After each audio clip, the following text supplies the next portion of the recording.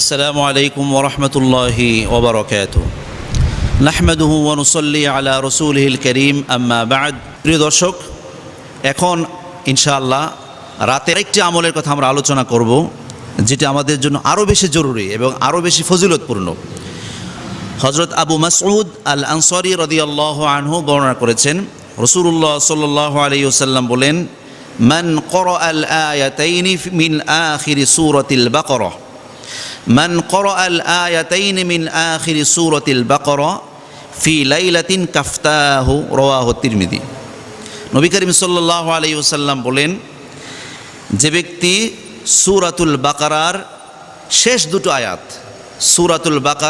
দুটো আয়াত রাত্রিবেলায় তেলাওয়াত করে, এই দুটো আয়াত তার জন্য যথেষ্ট হয়ে যাবে। সুবহানাল্লাহ, এই দুটো আয়াত তার জন্য যথেষ্ট।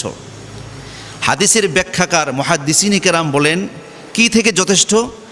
একটি হচ্ছে, যে ব্যক্তি সূরাতুল বাকারার শেষ দুটো আয়াত রাত্রিবেলায় পড়ে, ইশারের নামাজের পর থেকে ঘুমানোর আগ পর্যন্ত, এর মধ্যবর্তী যে কোনো সময় পড়লেই হবে।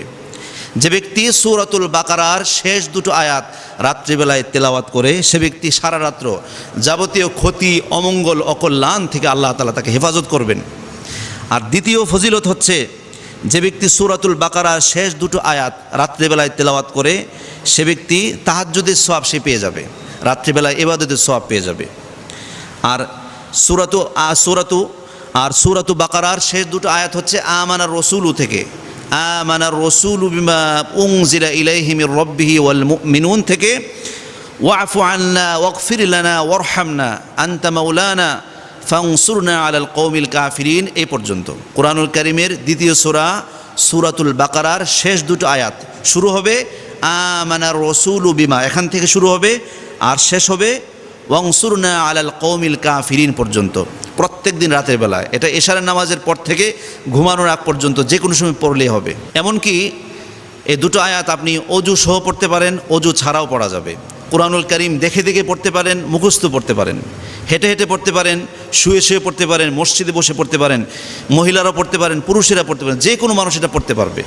কুরআনুল কারীমের সূরাতুল বাকারার শেষ দুটো আয়াত আমানার রসুলু থেকে। আর এই দুটো আয়াতের আরও অনেক ফজিলত আছে, যেমন হযরত নু'মান ইবনে বাশীর রাদিয়াল্লাহু আনহু বর্ণনা করেছেন, রাসূলুল্লাহ সাল্লাল্লাহু আলাইহি ওয়াসাল্লাম বলেন, ইন্নাল্লাহা কাতাবা কিতাবান ক্বাবলা আন ইয়াখলুকাস সামাওয়াতি ওয়াল আরদা বিআলফা আম। আল্লাহ তাআলা আসমান এবং জমিন, নভমণ্ডল, ভূমণ্ডল সৃষ্টির 2000 বছর পূর্বে একটি কিতাব রচনা করেছেন, একটি কিতাব প্রণয়ন করেছেন। সেই কিতাব থেকে আনজালা মিনহু আয়াতাইন, দুটো আয়াত পৃথিবীতে নাজিল করেছেন। আর সেই দুই আয়াত দ্বারা খতামা বিহিমা সূরাতুল বাকারা, সূরা বাকারাকে আল্লাহ তাআলা শেষ করেছেন।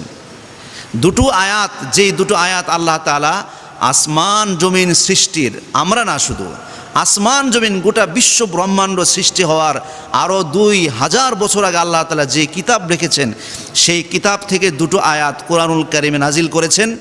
আর এই দুটো আয়াত দ্বারা সূরাতুল বাকারা শেষ করেছেন, সূরা বাকারা শেষ দুটো আয়াত। ওয়ালা ইউকরানা ফি দারিন সালাসা লায়াল, যেই ঘরে, যেই বাড়িতে 3 রাত্র সূরা বাকারার শেষ দুটো আয়াত তিলাওয়াত করা হয়, ফায়াকরাবুহা শাইতান, সেখানে শয়তান আসতেই তো পারে না, শয়তান ধারে কাছে ওই বাড়িতে আসে না। সুবহানাল্লাহ, রাওয়াহু তিরমিজি। তাহলে এই দুটো আয়াতের আরও ফজিলত জানলাম, যে এই দুটো আয়াত আল্লাহ তাআলা তার বিশেষ কিতাব, যেটা আসমান জমিন সৃষ্টির 2000 বছর আগে লিখেছেন, সেই 2000 বছর আগে লেখা সেই কিতাব থেকে দুটো আয়াত নাজিল করেছেন।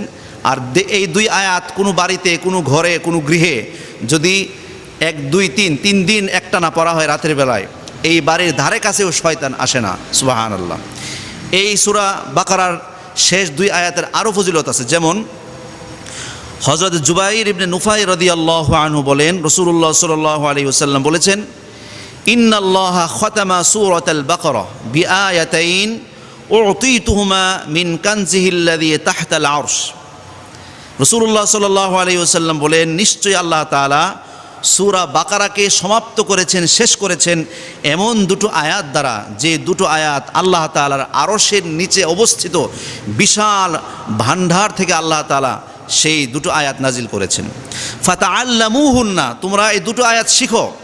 সূরা বাকারার শেষ দুটো আয়াত তোমরা শিখো।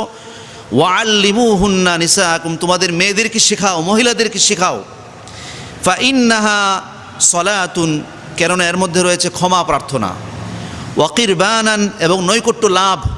ওয়া দুআউন, তার মধ্যে রয়েছে দোয়া, এর মধ্যে মাগফিরাত রয়েছে, ক্ষমা প্রার্থনা রয়েছে, আল্লাহ তাআলা নৈকট্য লাভের বিষয়টি আছে, দোয়া রয়েছে। আজকের গোটা আলোচনা থেকে আমরা কি শিখলাম? প্রথমত, ঈশা এবং ফজরের নামাজ জামাতের সাথে আদায় করার ফজিলতটা কি? যে ব্যক্তি ঈশারের নামাজ জামাতের সাথে পড়ল, সে ব্যক্তি অর্ধরাত্র ইবাদত করার সওয়াব পেয়ে যাবে। আর যে ব্যক্তি ফজরের নামাজ জামাতের সাথে আদায় করলো, ওই ব্যক্তি পুরা রাত্র ইবাদতের সওয়াব পেয়ে যাবে। কিন্তু দুঃখজনকভাবে সত্য কথা হচ্ছে এই, আমরা দেখতে পাই বাংলাদেশের মসজিদগুলোতে জুমার সময় উপচে পড়া ভিড়, নিচতলায়, দোতলায়, বারান্দায়, রাস্তায় প্রচুর মানুষের ভিড়। অথচ সেই মসজিদে এই দিনেই ফজরের সময় দেখা যায় ইমাম সাহেব, মুয়াজ্জিন সাহেব ছাড়া অতিরিক্ত 4-5 জন।